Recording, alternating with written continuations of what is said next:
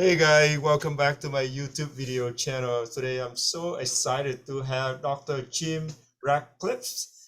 He is a founder of the company Closys, which is the brand name of Ralph Farr Pharmaceutical Incorporation. I am excited to have him on the my channel, and I'm honored to bring him in because he have been my co-sponsor for my dental charity event in the past several years. Every time I have the charity dental event, and Jim is the step up and he say, "All right, how much do you need?"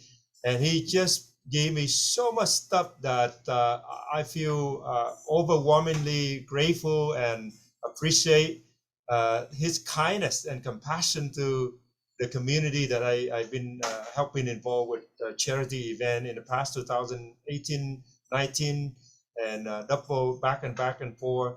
Unfortunately, during the pandemic, we could not do much. But this year, we're coming back, and I'm hoping that Jim gonna also explore the opportunity to work with us too. But without further introduce, Jim, founder of and the chairman of Radford Pharmaceutical. Please, the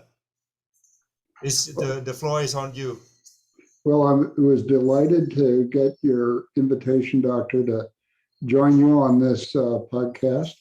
And let me say that I just am an admirer of your work in terms of the clinics in the Bay Area that you work with.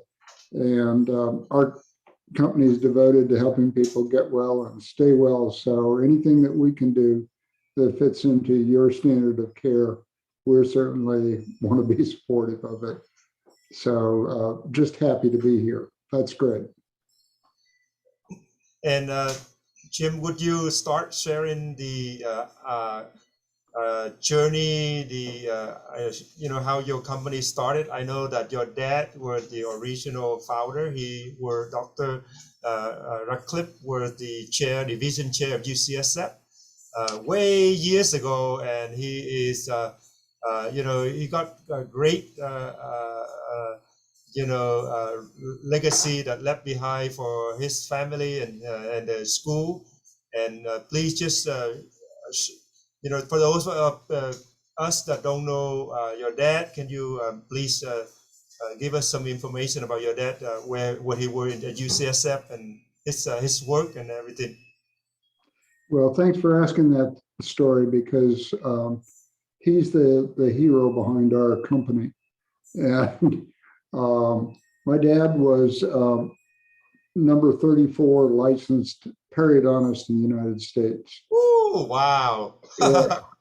That's incredible. He went to dental school at Indiana University and served in the Pacific in World War II as a dentist on aircraft carriers, and came back and practiced in Southern California in San Bernardino. And that's when he became interested in gum disease and began his work towards the specialty board. So before going to UCSF, which you rightly mentioned as his pride and joy in terms of establishing the division of periodontology and stomatology at the dental school at UCSF. He taught for a while at Loma Linda, and then he taught for a while at the University of Southern California.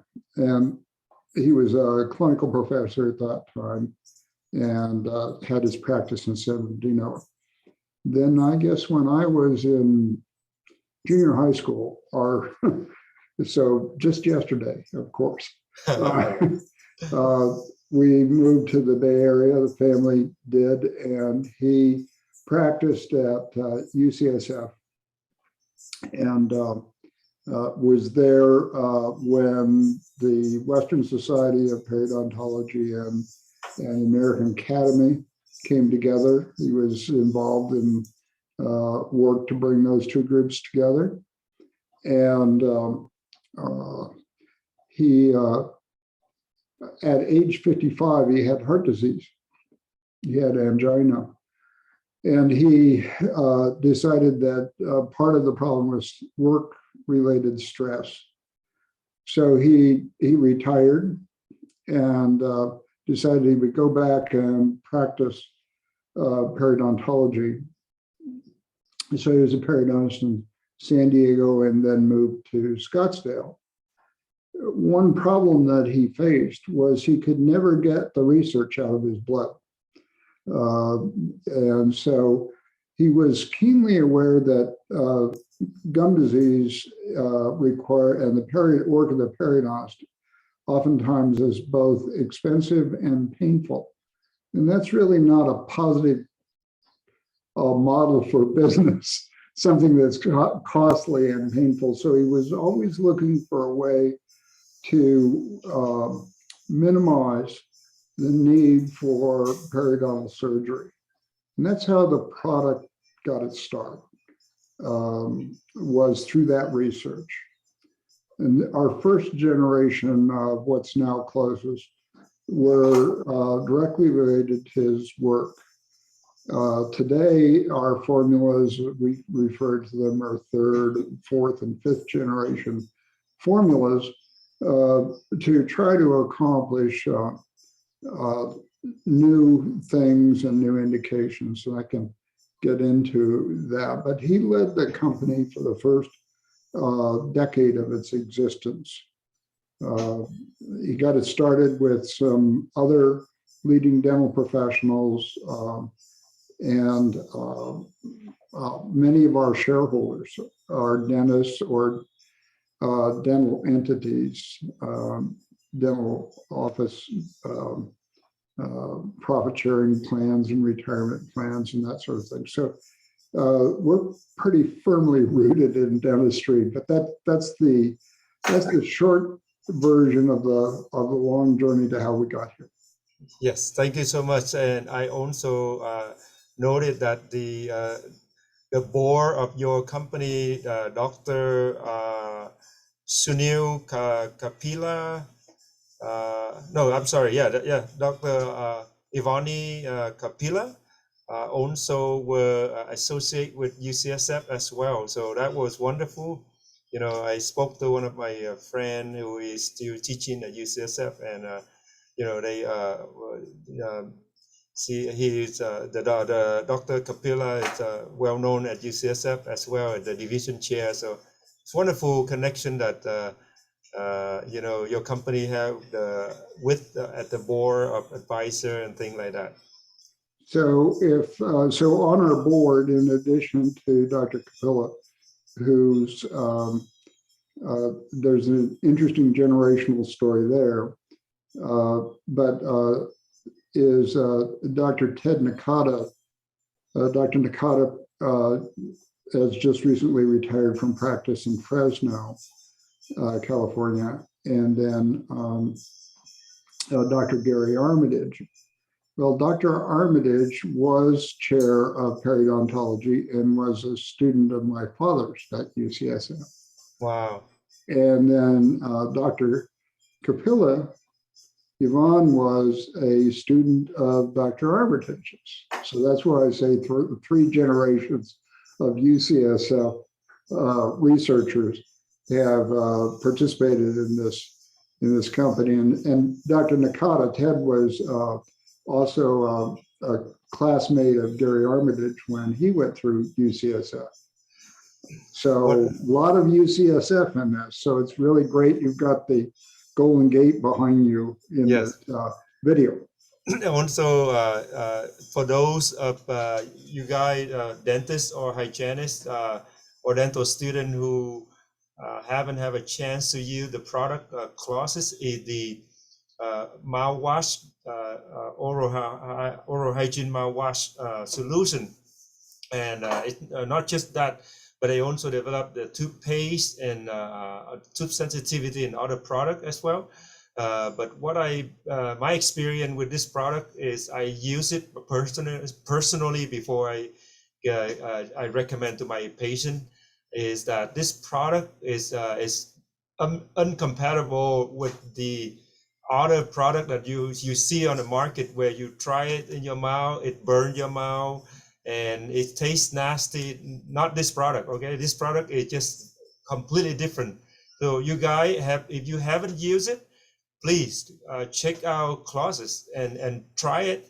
And this podcast is basically we want to uh, introduce again to those who haven't had a chance to use it, this product, and help you guys out know more about who behind this product, and why they become a very popular product right now in the market.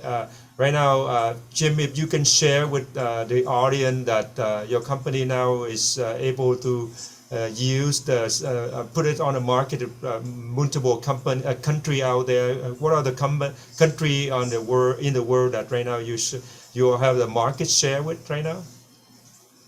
Sure.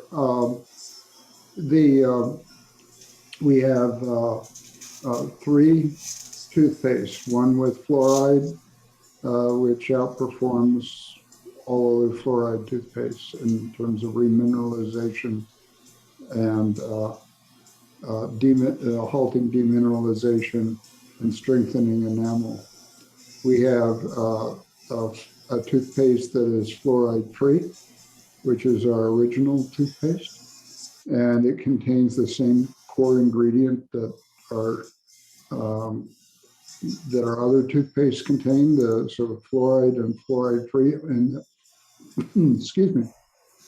Then most recently, we developed a formula that's designed for adults 55 and older, Closys Silver, and that's intended to tackle the major problems that people face as they age, adult root caries, and a periodontal disease, dry mouth, because as we age, our nasal passages atrophy, and so we're mouth breathers, so we tend to have more problems with dry mouth and xerostomia. So we have three toothpastes. We have 3 oral rinses. The original unflavored that you mentioned. A sister of that is the Closys Sensitive, which has a mild permanent mint flavor. The only difference between those two is one is unflavored, or actually has a little dropper so you can add flavor if you want it. But flavor doesn't really determine whether the product works or not. It's just your own personal taste. And then the third rinse is a rinse, Closys Silver Oral Rinse, and that again is designed for adults 55 and older and the problems I mentioned before. Lastly, we have a little oral spray, little mouth spray, and it's been shown to have the same strength and efficacy as our toothpaste and rinse, and contains the same key ingredient. A study in Hong Kong University Dental School with senior population showed significant improvement in the classic indicators of gum disease. So reduction in bleeding on probing, improvement in clinical attachment, improvement in gingival health. And so we continue to try to do research to both improve the formulas as well as meet the specific needs.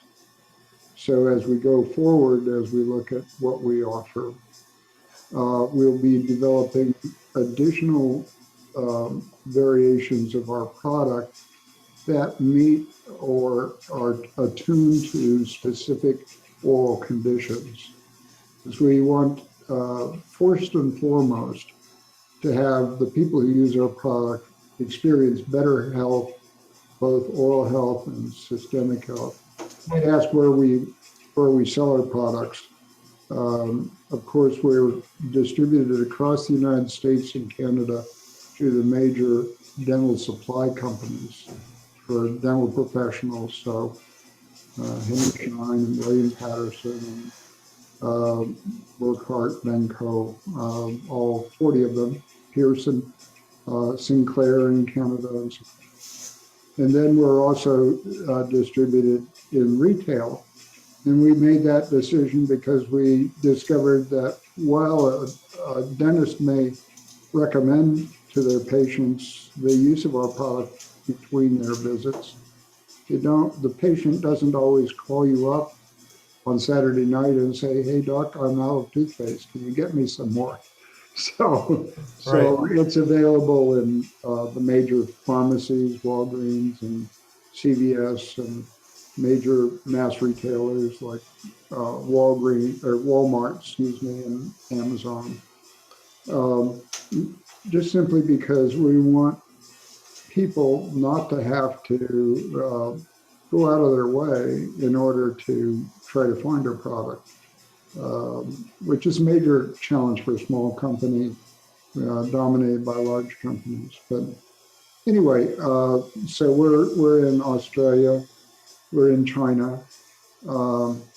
We are distributed under a different label, under a private label in Europe, and yet another private label in India. So we distribute through partners in those two areas of the world as well. Wow. Jim, I may ask you, what are the progress that you make so far for your company to put this product into dental school, and you have any update for that? Well, for the last 7 years out of 27 years, we're happy to say that we've been profitable on the top line and on the bottom line. What we try to do in our business is to take the resources we have and devote them to continued research and to continued efforts to inform the public. And we do that working with dental professionals like yourself. Mm-hmm. And we do that working with dental schools and dental hygiene schools. So you'll find our products, not unsurprisingly, at UCSF and the ortho and in the perio clinic. Wonderful. Yeah.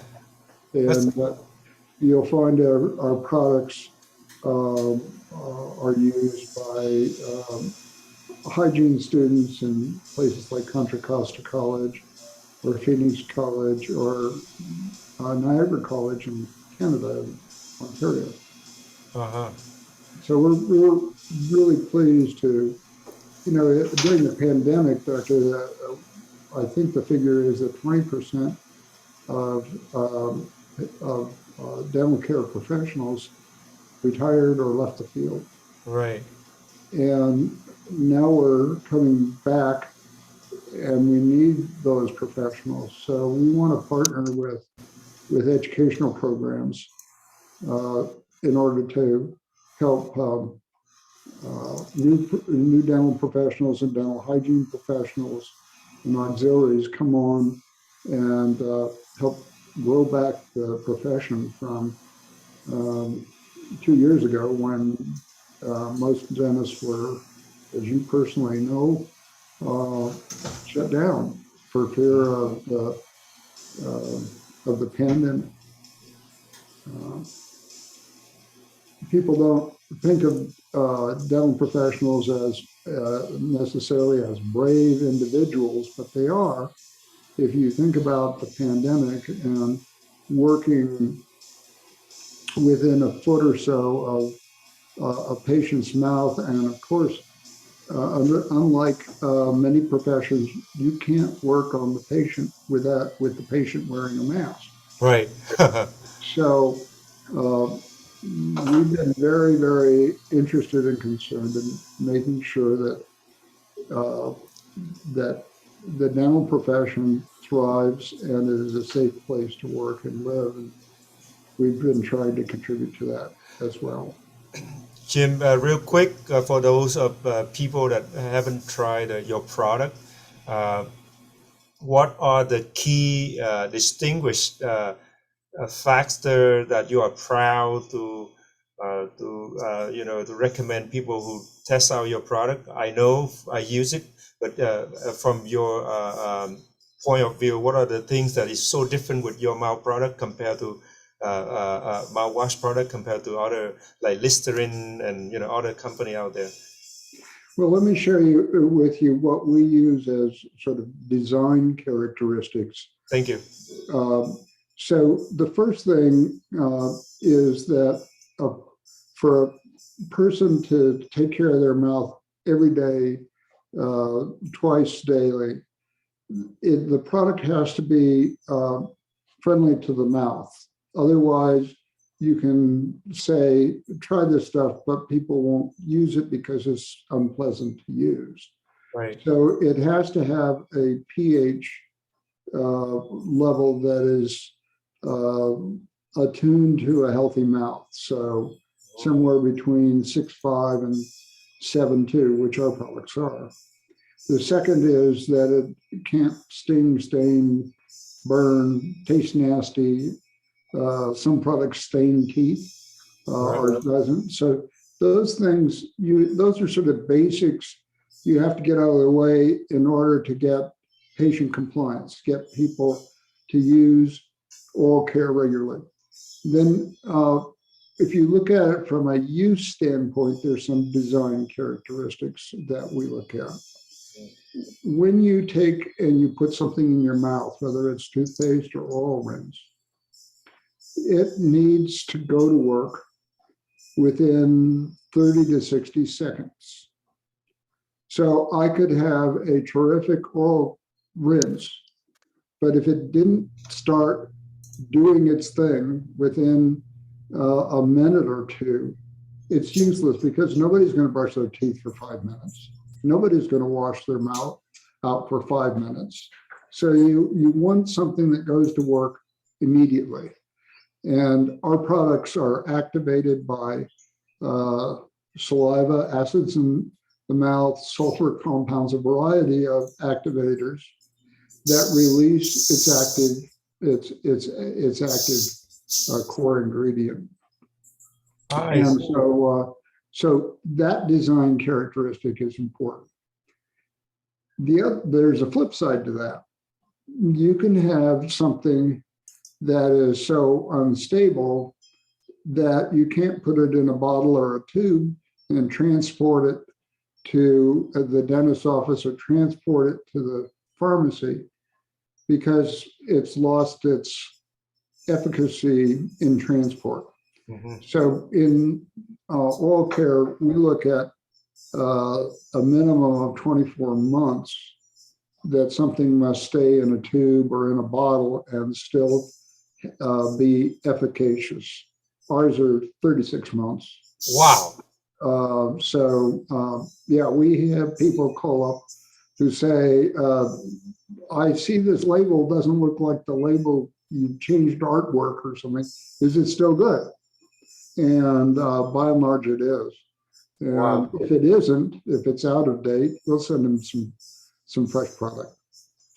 That's incredible. Those are the key difference between the typical product that we use and the school still recommend. It's just awful that it tastes, it burns your tongue. You try one, you don't want to try it again. Yeah. And we still recommend people to, Listerine. Oh my goodness. So. Well, this is the way that our products work, because they have a common ingredient. What that common ingredient does is it interacts with molecules in the saliva and releases the chlorine dioxide. which is able to break down biofilms, both dental plaque and biofilms that are on the cheek wall, the gums. We liken biofilms to slime on a pier. You know, it just, as the ocean comes up on a pier, it keeps growing this mossy, slimy stuff. And our products are able to penetrate the polysaccharide surface of a biofilm, break it up, and the bacteria that are and oral pathogens that are likely to overgrow and cause disease live within that air-free environment of that slime. So if you take that away and expose the bacteria to oxygen, it's like pulling a fish out of the ocean. It will not survive. It's not being poisoned. It just can't survive because these are, by and large, gram-negative anaerobic bacteria. And so, so they're not going, like an antibiotic, they're not going to develop a resistance like bacteria do to antibiotics. So it's not going to lose its potency in doing that. And so how does that manifest itself? Here's an interesting quiz. We have a sodium fluoride toothpaste. And fluoride is a FDA regulated substance. So all sodium fluoride toothpaste have exactly the same amount of fluoride in them, 1400 ppm or 0.25. Except ours outperforms the two leading brands by threefold and fivefold in remineralization. How could that be if you had the same amount of fluoride in competing different brands of toothpaste? You should get the same performance, right? Right. Well, what's happening, we believe, in our product is that our stabilized chlorine dioxide is breaking up the biofilm and killing anaerobes and clearing the pathway so that the sodium fluoride, which is the fluoride ion source, can actually reach the dentin and make more of a difference in terms of remineralization and enamel hardness. So it's not as if we have more fluoride. In fact, we have the same amount or less fluoride than the next guy, but we're more efficacious because we're able to get that that substance next to where it needs to go to work. And that's the principle that is part of our secret sauce, if you like, for our products. So that's a very important thing for people to think about, is not just whether it tastes good or it doesn't burn your mouth or it goes to work when you put it in your mouth as compared to not going to work, but also what does it do? A lot of oral rinses particularly are great at killing bugs. They're general antimicrobials, but they are indiscriminate killers. So there's like 600 bacteria that have been identified in the mouth, and about 18 to 24 are associated with gum disease, right? Yeah. Red and the orange complex. So you don't want to kill off the entire oral ecology just to get after some guys that are more likely to overgrow and cause problems. So that's one of the design characteristics, if you like, that we've aimed for, where we don't, we're not significantly injurious to the oral ecology. One of the ways that that's manifest is if you take a general antimicrobial like chlorhexidine, a prescription grade antimicrobial that's often regarded as the gold standard in dentistry.